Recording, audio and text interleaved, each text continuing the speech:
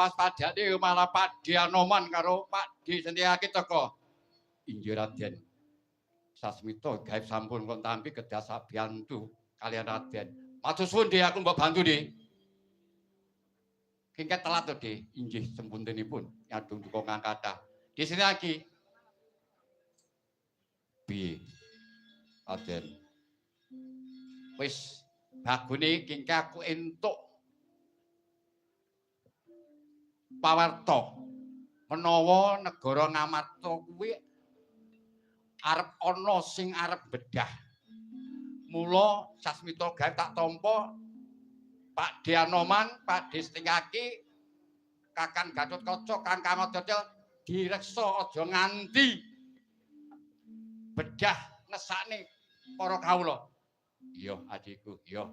Sendika dawuh Raden. Iya.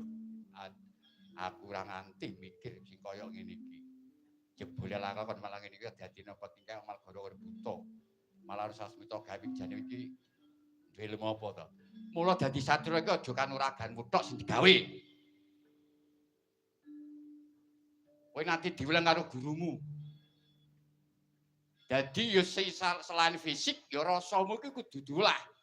Wingke sapa lah ya ora ngerti. Urung. Sing ngerti ben aku wae. Sing baku dina iki jaga katentremen negara Ngamarta. Ya aku manut apa kang dadi dawuhmu di. Lah lak ngono, ayo Den, jaga ana tapel wates dhewe-dhewe. Ya ayo budal sendika dawuh. Ya Den.